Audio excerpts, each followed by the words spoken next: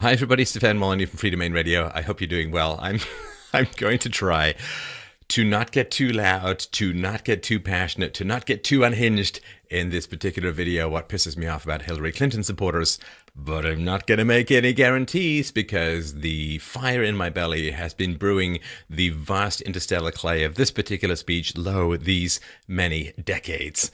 So, I can't make any guarantees. Some of the information going to be kind of shocking, startling. You may even really dislike me at the end of this conversation. That's okay. Sometimes you don't have to take your medicine, or it's better to take your medicine without the sugar. So, as you've probably heard, James O'Keefe dropped his third Project Veritas video today. In fact, the first video was about bird dogging, which is high-level Democrat operatives talking about how wonderful it is to hire mentally ill homeless people to go and incite riots, fights, and violence at Donald Trump rallies. I can pretty much taste the Cicero in that oratory. And the second one was high-level Democrat operatives boasting and bragging about their plans to rig elections and commit voter fraud and so on, and bragging about how they'd been doing it for the past 50 years. Oh, come on, guys. I'm pretty sure it's longer than that. Take credit where credit. Don't be shy. Don't be shy. Now, the third one seems a little odd because it involves cartoon ducks coming to life, but it'll make sense after you listen to this. The third one is about, after all, the Clinton people denied any connection with the operatives and the people running the PACs and all that. Naturally, of course, James O'Keefe caught them in his sticky web of facts by tracing the influence and direction supposed of Hillary Clinton for this ridiculous. I mean, this should disqualify her alone as this being a good idea. These ducks going around. Donald Ducks releasing his tax returns. She's a duck. She's a duck. I certainly can't taste the Cicero in that one. But listen, I want to give you the facts about what is going on in this election, because there's this gulf, right? We know there are all these people on one side, and some of them are Trump supporters. A lot of them are good-hearted, integrity-based, good-natured, moral Jill Stein and Bernie Sanders supporters. And on the other side are like the Democrat machine, the Rhino machine, the Republicans in name-only machine, and all that. And there's this gulf, and it's incomprehensible. Like, if you're on the side of like got some decency and can't stand it when people just lie and cheat and steal and all that kind of stuff, you're looking over this thing like, how is this possible? How is it possible? How is it possible that Hillary Clinton has credibly been accused of so many crimes going back decades? How is it possible that she is still the front runner for the Democrats? How is it conceivable? Is there no one better that you got 150 million people that slice half the population? Is there no one you can come up with who's better than Hillary Clinton? And it's kind of incomprehensible to people. And what happens is the people on this side, the people on the like righteous side of the political divide, looking across this Grand Canyon saying, hello, do you know all of the laws she's claimed, the people claim she's broken? Do you know all of the horrible things she's been accused of? Do you know all of the evidence that is mounting? Hello. And people on the other side are like, I don't know, I can't hear anything. Can you hear anything? A little buzzing in my ear. Can you hear anything? I can't hear anything. And it's incomprehensible. So the people on the good, decent side of the political divide are like, keep piling up more evidence. Like a prosecutor, say, would. Keep piling up more evidence and saying, well, look, she did this, she did this, she did this, she compromised security. Just recently, she was out there campaigning within 50 feet of a polling station, which is illegal. She was reported to have stolen things from the White House when she and Bill Clinton exited and mishandled security all over the place and destroyed evidence and lied under oath and, doing this old granny playing dumb, wipe the server with a cloth, while the other hand behind the curtain is hitting her smartphones with a hammer. Come on. And we're saying, there's all this evidence, say the people on the decent side. And people are like, I'm still going to vote for her. And this is incomprehensible. I'm here to make it comprehensible for you. I'm going to generalize, lots of exceptions. So please don't prove my thesis entirely correct by pointing out that there are exceptions to these general trends. I know a tall Chinese guy. I know a short Danish person. Okay, I'm going to put those people out of my head because it's really tough to do intelligent stuff with the gnats of tiny brains buzzing around your neofrontal cortex. So, Let us go gently into that good night. So, who supports Hillary Clinton? Well, it's not the basket of deplorables. It's the basket of people who can't spell deplorables and don't know what it means. So, who do we have? Well, we have, of course, single moms. Very, very keen on supporting Hillary Clinton.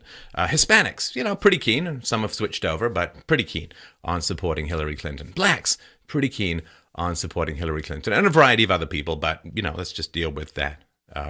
So what do these things have in common? Well, if you look at, say, the average IQ of the American black, we're talking about 85 or so, relative to the sort of 100 for whites, about 103, 105 for Chinese and Japanese and Koreans and so on, and 115 and way up there in the verbal scale for Ashkenazi Jews and so on. So we got about 85 for blacks. Hispanics clocking in at around 90, and single moms clocking in the low 90s. So,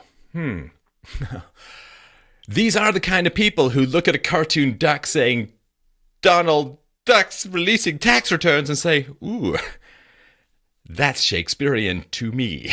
And this is the basic fact that one of the things that is highly correlated in a country is, well, for democracy, you need IQ 90 or more in general. Like for a sort of functioning, reasonable democracy with some free market aspect, separation of church and state, you need bare minimum 90 plus, and higher you go, the more likely you are to be able to achieve and sustain. And we've had Dr. Helmut Nyberg on the show talking about this. And again, we'll put all the links to this below. I'm sorry if this is shocking to you. It's not my fault. No one tells you anything important. I'm just here to try and help and fix that. So, intelligence is required for the deferral of gratification. The deferral of gratification is required for that little thing we call civilization. If you can't defer gratification, you end up with these corrupt societies. The higher IQ you have in a particular country, usually the lower the corruption is. Because smart people recognize corruption might get you something in the here and now, but it destroys your society in the long run. And the deferral of gratification, which generally arises from cultures where the genetics were influenced by the need to survive winter. If you're not good at deferring gratification, you're not going to survive the winter. And so generally, those cultures that experienced very strong winters, European cultures, Siberian cultures, generally, and if they're involved in livestock management and farming and so on, deferral of gratification becomes pretty keen. Yes, I know. The Inuit, they didn't farm. It's a whole different thing. So that's the reality. Now, the freest cultures, the freest societies in the world arose in general in Western Europe as a whole. And, going all the way back to the ancient Greeks, 2,500 years of philosophy, the ancient Romans, very pragmatic and practical and useful, Roman law and so on. All of this stuff went back a long way. And I think the West has not had much luck trying to reproduce its values in other countries and other cultures, whether that's because of IQ, whether that's because the degree to which culture is genetic.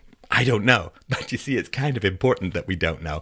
You kind of want to figure that out before you start doing this blending and mixing of all these different cultures, religions, ethnicities, and races. You might want to find out whether that's even remotely sustainable, because if it is, it would be the first time in human history that has occurred, and it's kind of a dice roll to take. So the Hillary Clinton supporters generally are either low intelligence or high indoctrination. Right? So the high indoctrination people, those are the people who've gone through the arts, who've gone through teachers college, who's gone through journalism school, who've gone, and been just rampantly indoctrinated with left wing brain-destroying garbage that just is basically baked over and warmed up Marxism that infects you with the virus of resentment, which gives you the permission to act on your hatred, and your frustration at having been lied to gets projected onto everyone else, and all the sins that you are dying in your heart to commit, you pretend everyone else is committing so you can attack them. But I won't go into all of that in much detail. We've talked about it before on this show. So you've got low intelligence and high indoctrination, which kind of has the same effects in the end. And those are the people who love Hillary Clinton. And see, this is the thing.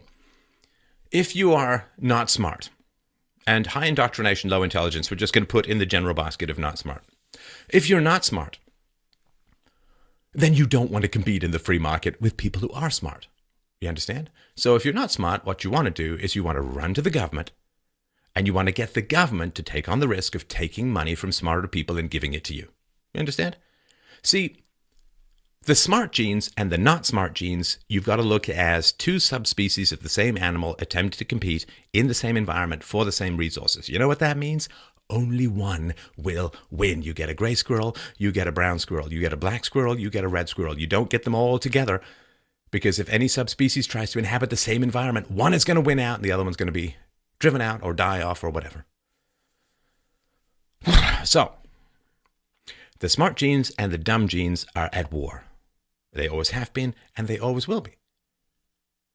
Now, in the past, the dumb genes tend to win out.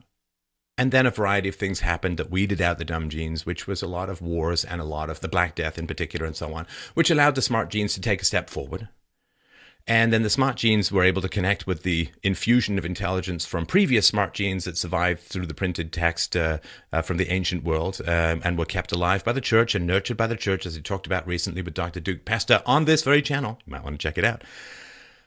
And then there was this kaboom, this astonishing, unprecedented, new, only one spanking, fresh-faced for the first time in 150,000 years of human evolution.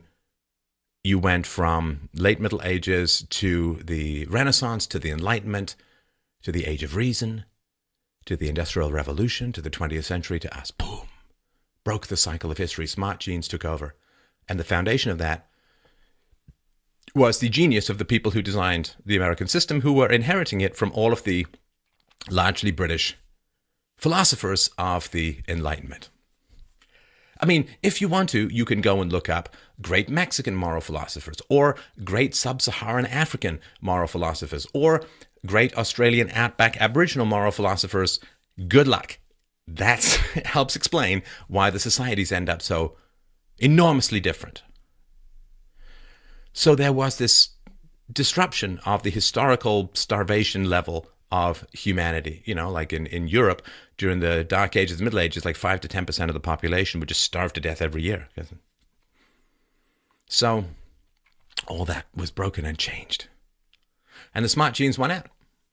And the smart genes designed America. The smart genes designed the free market. The smart genes designed all of the modern communications technologies that we're using, that we're having right now, while you're able to hear me. And the dumb genes were lifted. Rising tide lifted all the boats. Everybody's doing better. But you see, the not smart genes, not good at deferring gratification, see all of the resources that the smart genes are accumulating, don't see all the stuff that's trickling down to them, and say, I want that.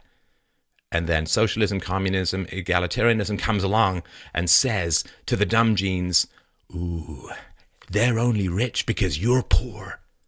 They only have stuff because they took it from you. They're thieves. They're exploiters. They're parasites. But don't worry. Give us political power and we can go and get back what is yours from the smart people, and we'll give it to you because you're just the same as they are. The only reason you're not as rich is because they stole from you. Right? The dumb genes, the not so smart genes are like, yeah, bet that's it. Yeah, let's go give them the power. Let's give them the vote. Let's give them the money. They'll go get all the resources from the smart people and give it to us because we deserve it. Now, without the state, I got no problem with not smart people. No problem at all. No problem. I love the variety of the human condition and the human experience. But with the state, we have a problem. We have a problem. It's the old George Carlin line. Hey, think of how dumb the average person is. Well, half of them are dumber than that. And that's the reality, right? And so you get this mob rule, this mob mentality, because the whole point of the American experiment, republic, not a democracy, remember, is, yeah, you can have mob rule in other countries, but not here. Here, we are going to bound the mob in with the chains of the Constitution. We're going to bind the ferocity and cruelty of the mob, which was so hideously unleashed in the French Revolution. We're going to bind it in. Right, which is why originally you had to be a property holder in order to vote, because people said, well, Can't let everyone vote because the poor outnumber the rich. So if you let everyone vote, the poor will simply vote to take away the property of the rich and everyone will end up poor. Society's scarce resources won't accumulate to those best able to maximize and increase them, but will be dissipated in the endless chirping maws of the poor. So what Bastiat was talking about, is always talking about, is the seen versus the unseen, right? Government creates a bunch of jobs. You see those. You don't see all the other jobs that were destroyed, never created, couldn't, right? They never came into being. So it takes intelligence to see the unseen, which is the foundation of a just and fair and right society. So, 1965, Ted Kennedy says, let's switch immigration from Europe to the third world. Let's switch immigration from a high IQ population to generally a low IQ population. What happens? Well, you get a massive expansion of the welfare state. Because smart people are very rarely going to use the welfare state, because if you're smart, you do better in the free market than you do in welfare, and you understand that ahead of time, so you don't do it. But if you're not smart, the welfare state is a fantastic deal, which is why people aren't coming to the West for the freedoms, they're coming for the free stuff, which will destroy the freedoms. You get one. You get free stuff or you get freedoms. You don't get both. Not for long, anyway. And so when you look across this canyon that I mentioned earlier, you look across this giant canyon, you see all the people on the other side who don't seem to care about the corruption. Of course they don't care about the corruption. The corruption, you see, is how they get their stuff. The corruption is how they get their stuff. Like if you win a lottery ticket for $1 million, you go to the company and the guy who hands you the check, someone says, he's a bad guy. I think he may have been a car thief recently. He's like, I don't care, just give me the money. So, of course, people on the receiving end of government money are not into property rights, and they're not into limited government. Of course not. Of course, why would you be? If you need big government to get your checks, of course you're going to be into big government. How could it be otherwise? This is why there aren't a lot of single moms for small government groups around, right? I mean, it's just the way it works. It's perfectly natural. And the displacement or replacement of more intelligent people with less intelligent people, because more intelligent people don't breed well in captivity, which is why when the government gets bigger and the debt grows, smart people get anxious and stop breeding, and dumb people breed like crazy because they get free stuff and it sure beats working. And the government can be relied upon to go and get all the resources from the shrinking pool of smart people and give it to the less smart people. It's a perfect evolutionary strategy if you look at the state as a kind of ecosystem wherein human gene pools are fighting for supremacy. Now, take away the state, we can all live in peace and harmony, but that's not, of course, what people who can't defer gratification want. They don't want to get rid of the state because the state will give them something in the here and now. But if there's no state giving them something in the here and now, they're going to have to go out and work. And by this, I mean rich people in the military industrial complex and all that as well. You can be smart and rich and corrupt and subject to the same corruption that occurs with the state. And this is what it really finally comes down to. We have to take the corruption of the state away from less intelligent people. We do this as an act of love, as an act of concern, as an act of care.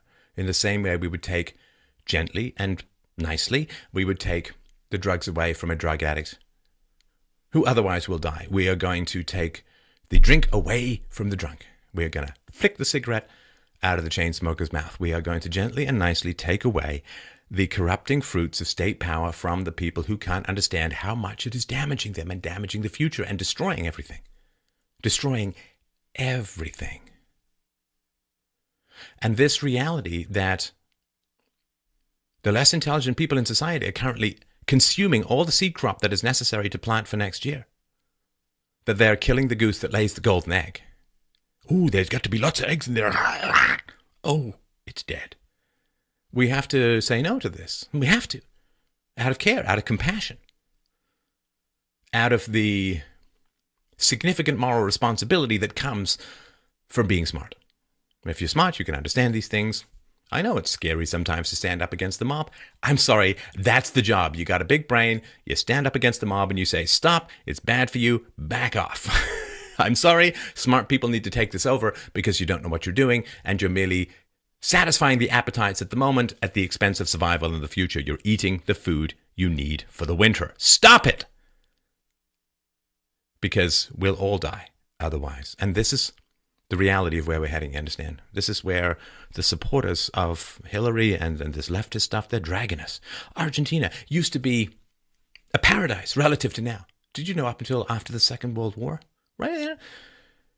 It had the same per capita income as America, as the USA. Argentina whoosh, fell off the socialist hellhole, right off the socialist roller coaster into the fiery pit of perdition. Venezuela versus Chile. I did a whole presentation on Venezuela. You can check it out. Venezuela went full Chavista, went full socialist, despite having huge oil reserves and a fairly good infrastructure and a fairly well-educated population.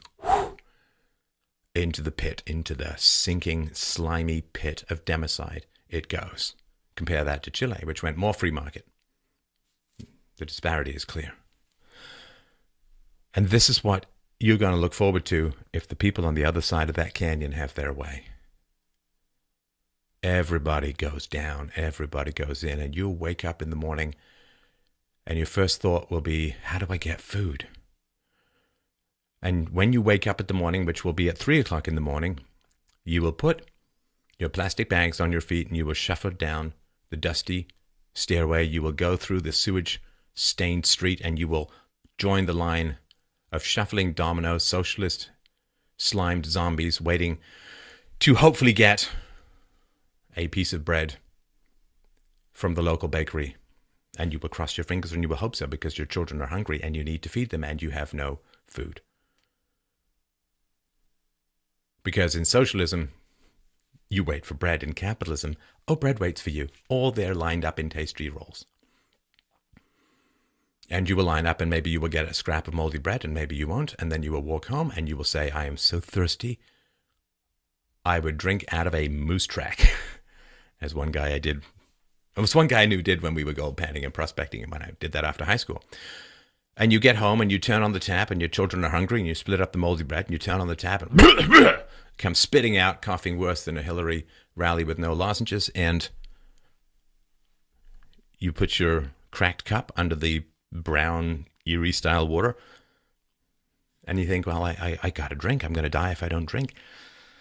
Is it cholera? Is it diphtheria? Is it typhus? What is going to be in here? I don't know. And if I get sick, what am I going to do?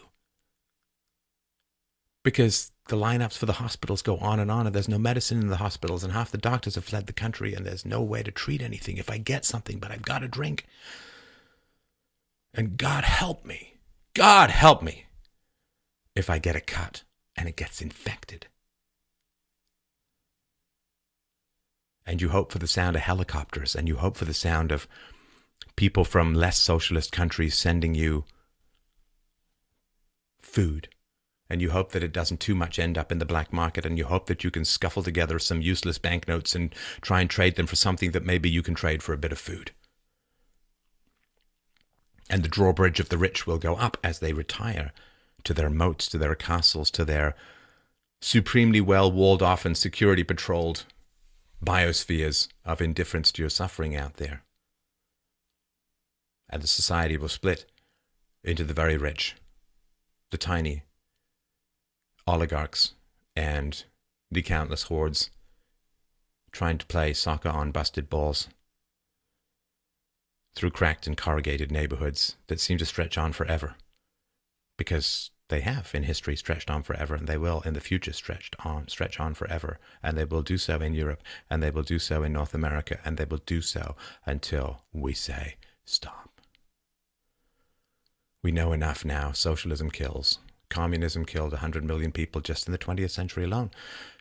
Governments slaughtered 250 million of their own population in the 20th century alone. It is a dangerous servant and a murderous master. And to rely on your safety and security to the power of the state, well, all that will guarantee is that you end up with neither safety nor security. We have to say no. We have to stop it. I know what will happen.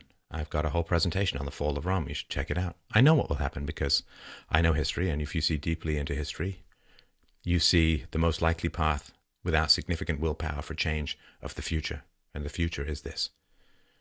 We slide into a tide of third world hellhole where the government doesn't have any money, the people don't have any resources.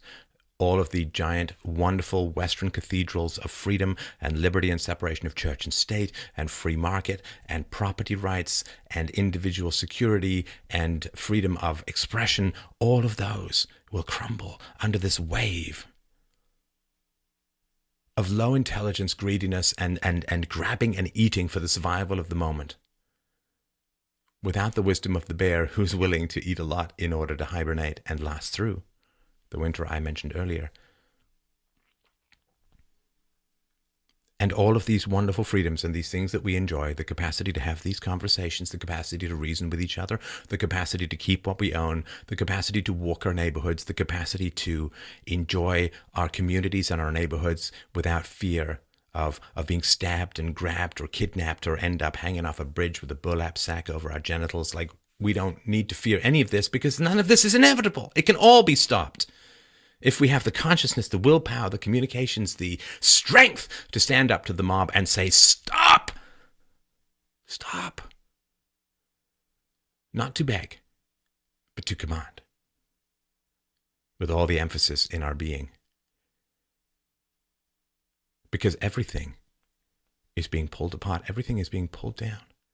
Everything that the West has built for 2,500 years or more is being disassembled in front of our very eyes. It doesn't have to be this way.